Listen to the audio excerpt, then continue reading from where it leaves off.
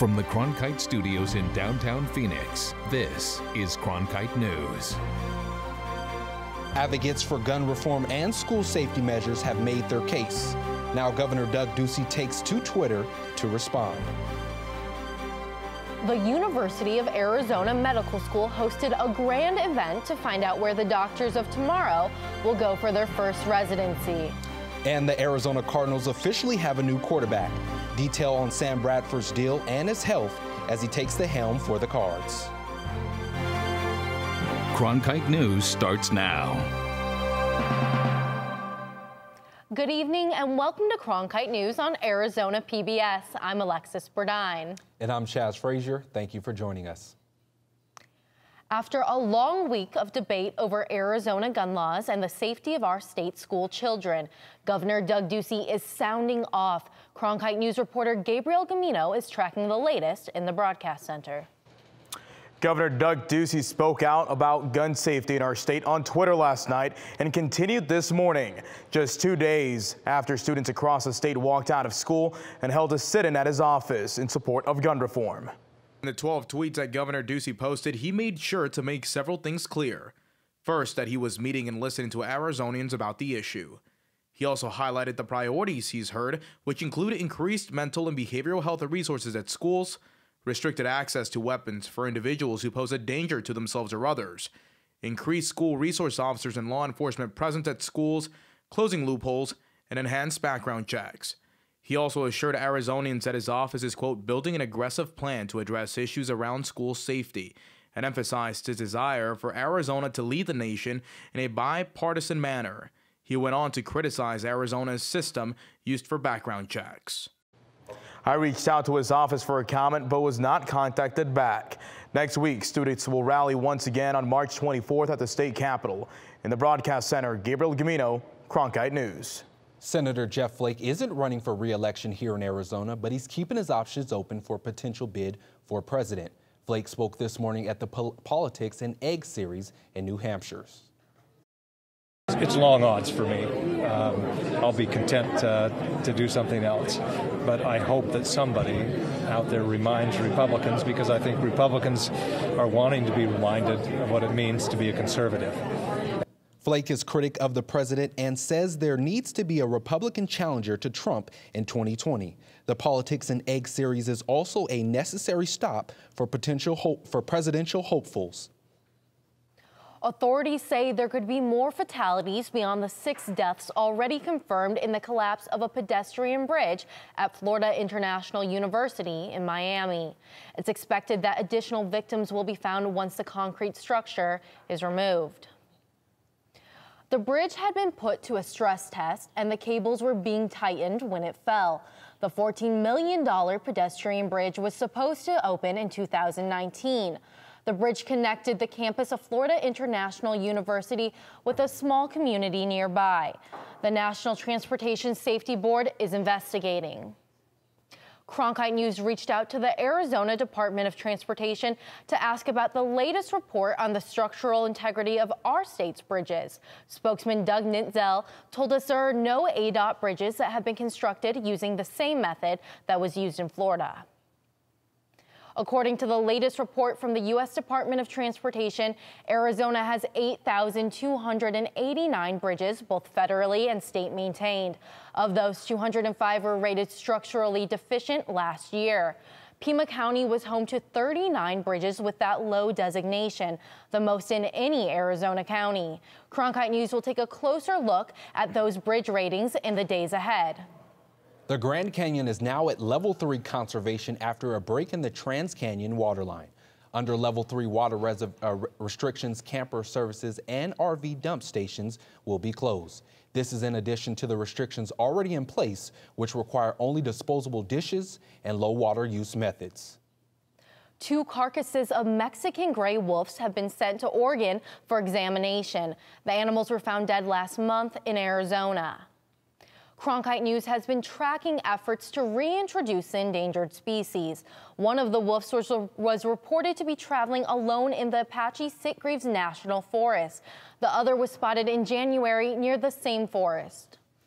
It's the day that all medical students across the world have been waiting for.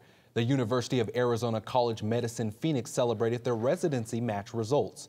Reporter Amani Stevens tells us a few stories from the class of 2018. You see Irvine, I'm going back home. Cheers and even tears at the University of Arizona Residency Match Day. To begin to learn, to serve, to alleviate pain, to cure disease, to give hope, to make a difference in so many people's lives. This is a day that we dream about from like the first day of medical school. Student Tiana is unsure where she is headed to next, but right in front of her, a box will tell her her next steps. Going to CHLA, Children's Hospital of Los Angeles. Kids are resilient and they bounce back, and it's just so rewarding to care for children and to see how you make a difference in the whole family. Blank could have matched anywhere in the U.S., but she got her first choice. Into my pediatric residency of choice. Finding out where you're going to spend the next 4 years of your life is scary enough. And if you're a couple, there's a possibility of getting separated. But one couple actually got matched together in Pennsylvania. Huge sense of relief. The fact that we're together is awesome. Also a huge we're relief. Excited. They met in the emergency room before medical school, and they plan to get married in just 8 days. Tried to schedule our interviews so that we had multiple interviews in the same city. And they'll be making their new home in the city of brotherly love. In Phoenix, Imani Stevens, Cronkite News. The University of Arizona was knocked out of the NCAA men's basketball tournament last night in the first round of play. Despite coming in to the tournament as a 4 seed, the Wildcats were blown out by the University of Buffalo.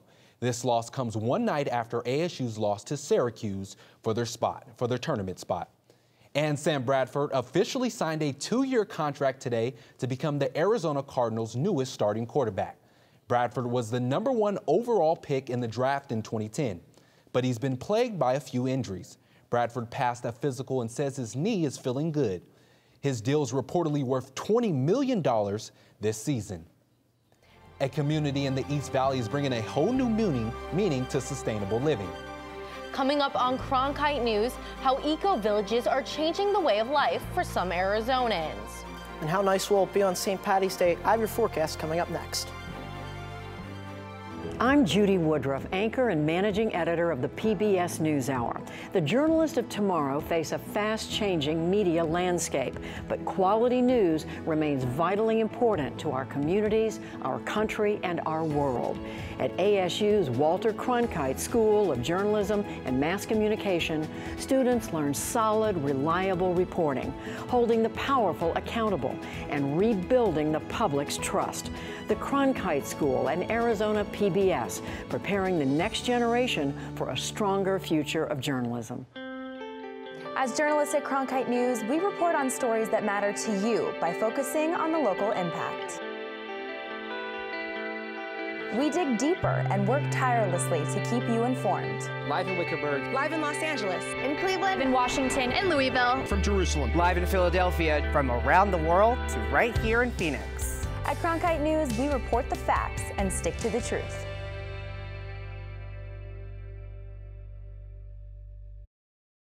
Big cities like Phoenix struggle with solving homelessness. In Maricopa County, the homeless population doubled between 2014 and 2017. Cronkite News reporter Brooke DeGumbia shows us how Los Angeles is even coping with a bigger task. Just under 60,000 people are living on the streets of LA County. Homelessness is not just in Skid Row anymore, or in Venice, or in Hollywood. It's all over Los Angeles. Since 2016, homelessness in LA has shot up 23%. With rents the way they are and the housing shortage the way they are in Southern California, it's something that any of us could find ourselves in. And with the crisis getting worse, taxpayers are footing the bill. Los Angeles voters approved $1.2 billion to build 10,000 units of affordable housing over the next decade, addressing a growing homeless population that's reached 34,000 people just within city limits. LA Council member Jose Huizar campaigned the project, named Measure HHH. Is the model that most experts say works the best in actually keeping people from falling back into homelessness, because you're offering them not just housing, the supportive services that they need. However, with only one housing project under construction so far, this activist thinks HHH will ultimately inflame the problem. People have already come to Los Angeles from out of state. Oh, billions of dollars of new funding to help homeless folks. And people think, oh, I'll never be homeless again.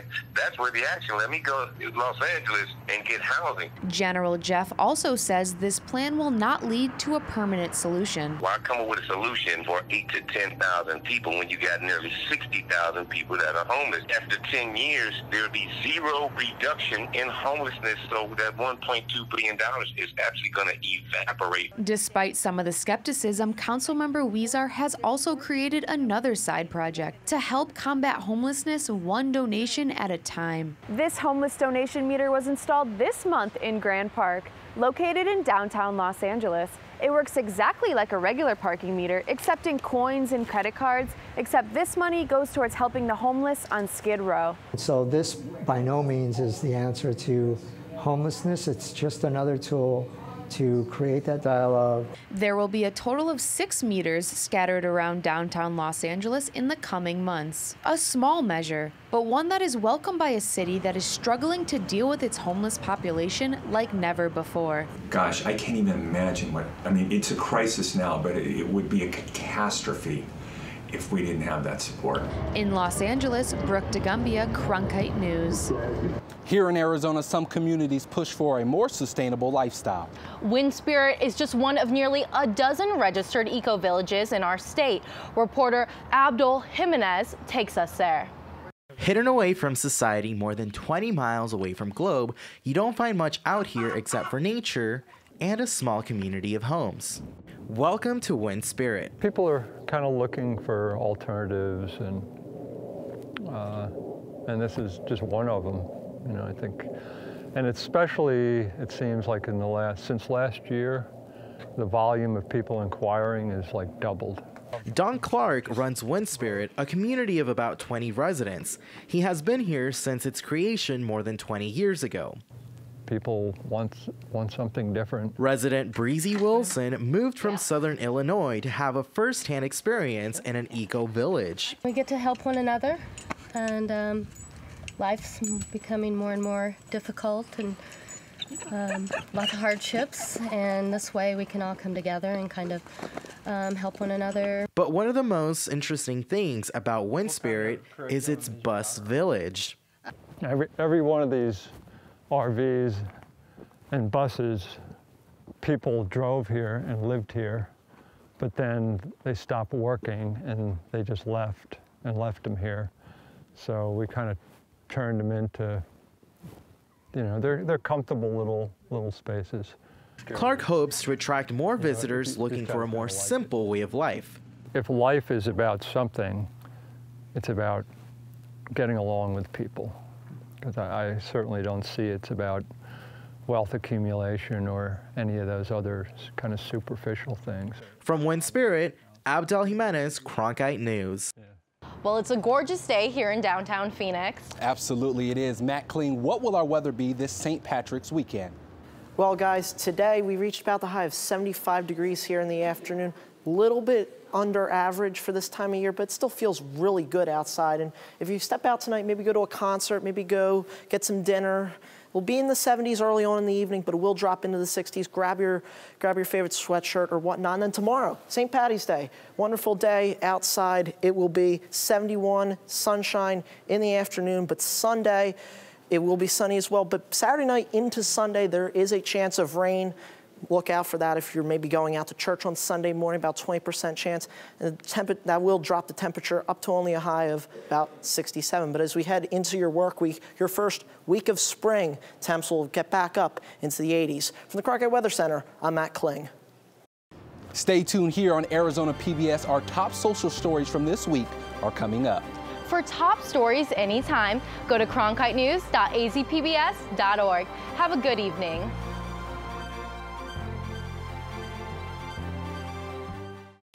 Welcome to @Cronkite News, your social sharing connection where you choose the news. Facebook likes and shares, tweets, retweets, and favorites. YouTube views and subscriptions. We're watching you watch us. From our digital home at cronkitenews.azpbs.org to your television, web browser, or mobile device, let's get a refresh on the top Arizona news of the week. Arizona Governor Doug Ducey says his push for new school safety legislation will include a focus on gun sale background checks, but he appeared opposed to closing a loophole that allows unchecked private sales. Ducey's comments come after a call to action today at the state capitol. Lawmakers, activists, and students demanding that gun reform laws get a hearing. Reporter Gabriela Becerra was at the news conference on gun violence and school shootings. There's frustration after several bills that could have closed loopholes on gun laws failed to even make it out of committee. Enough is enough. We deserve better. Our kids deserve better. Representative Daniel Hernandez was among the legislators and activists who demanded that changes in Arizona gun law take place. We need our elected officials, like the 90 people in this building and the governor, to do something. There were several bills on gun reform proposed in the legislature this session, including ensuring background checks, keeping firearms from domestic violence offenders, and banning bump stocks. Deputy County Attorney from Pima County, Kathleen Mayer, addressed House Bill 2140, which would keep firearms from the mentally ill. If we care about mental health, we need to enable ourselves and our family members to help those who may have access to firearms. She said the bill has yet to have a hearing. We have to flood the phone lines, the emails of our legislators to actually stand up and do something. House Assistant Minority Leader Dr. Randy Freese says that background checks are only required from a federally licensed firearm dealer, but not for personal sales, including gun shows.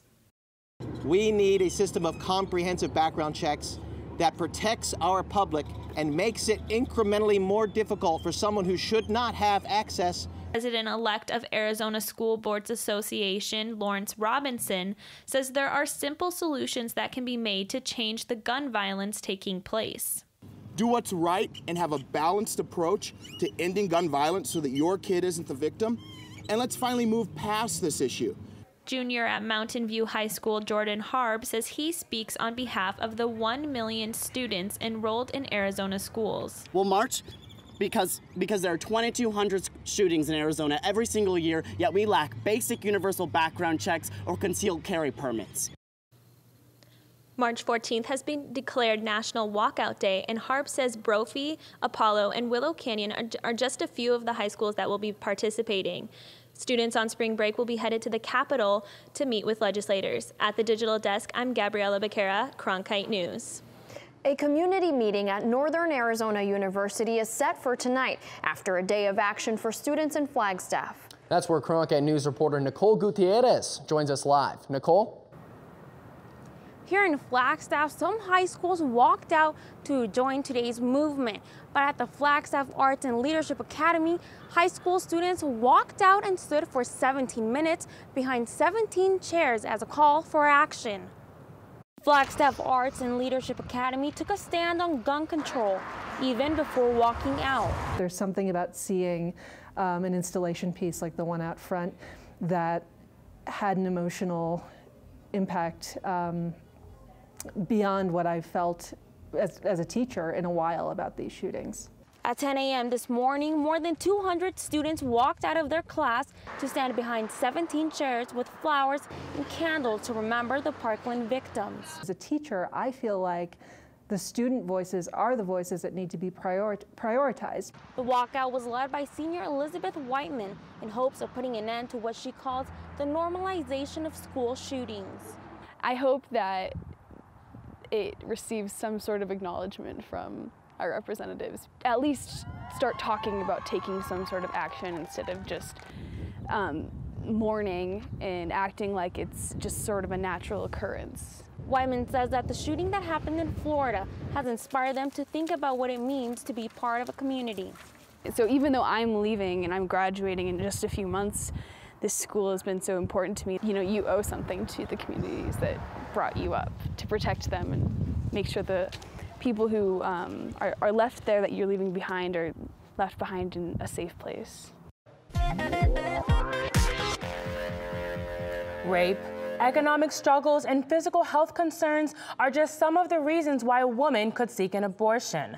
However, under Arizona Senate Bill 1394, a woman would be required to disclose those reasons to a doctor prior to receiving that abortion.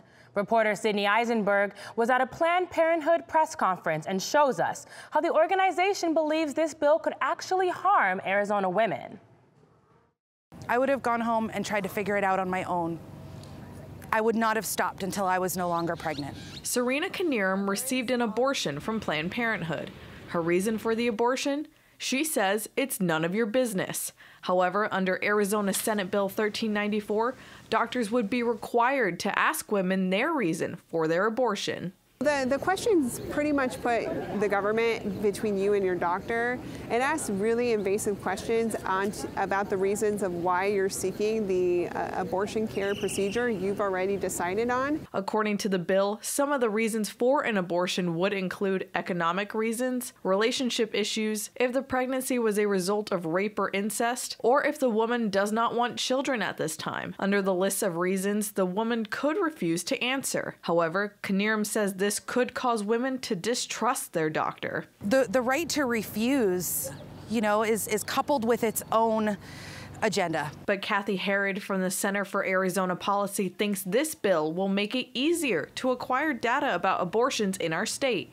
We spoke to her about the bill last month. So it's simply trying to define better why women are having an abortion, exactly what complications may be occurring from abortions, and that will enable, regardless where you are on the issue of abortion, but policymakers, healthcare professionals, pro-life and pro-choice people to better meet the needs of women. Knierim is worried about what this bill could do for Arizona women.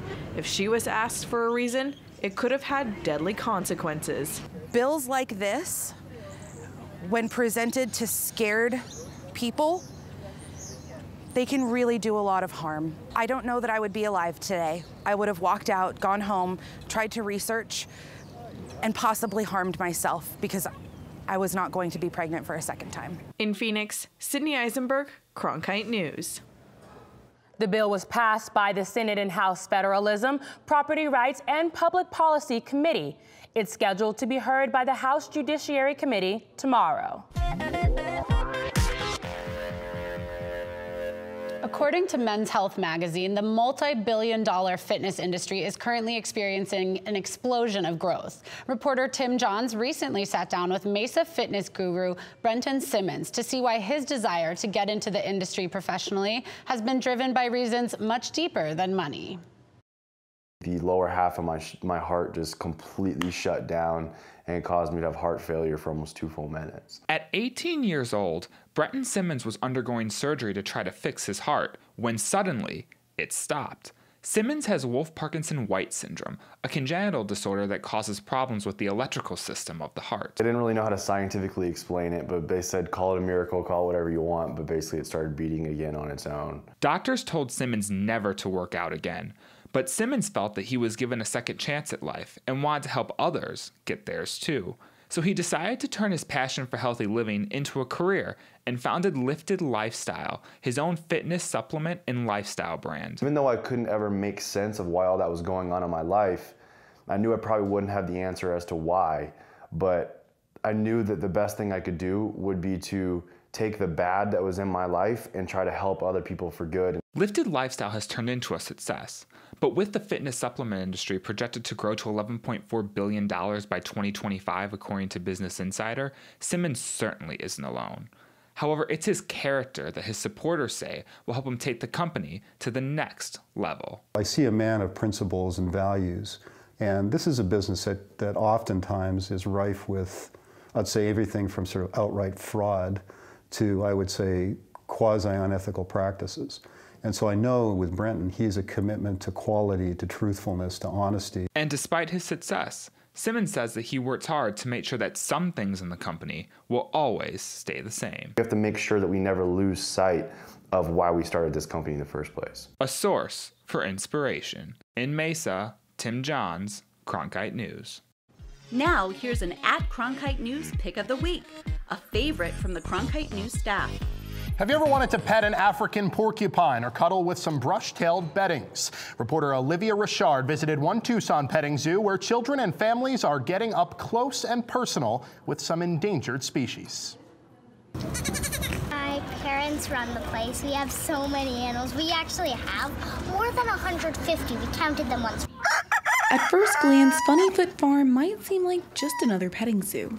But there's a lot more hay to this farm than meets the eye. So we're striving here to be a little different and be more of an educational place for kids and all ages. The tiny farm is fighting to keep some rare and endangered animals off the extinction list. We have a brush-tailed batong. Our batong is a critically endangered marsupial from Australia. The farm has partnered with a zoo breeding program that works to breed endangered species together with the goal of one day reintroducing them to the wild. Their mission to teach the community about the importance of animal conservation while allowing people to get up close and personal with exotic critters. Being able to teach these kids about animals that they might not get a chance to see in the wild, to help inspire the conservationists in them, is really vital and important. Without that, we're going to lose more species in the future. Whether you come for the goats or the capybaras, the farm's goal is to inspire the conservationists within each visitor. We'd really like the kids to learn about animals and be our next generation of zookeepers and conservationists. In Flowing Wells, Olivia Richard, Cronkite News. Cronkite News tracks your likes, tweets, and shares from all our social sites to bring you this special at Cronkite News, our weekly refresh. Join the conversation so you choose the news. Like us on Facebook, follow us on Twitter, subscribe to us on YouTube, and log on to cronkitenews.azpbs.org for top Arizona stories anytime.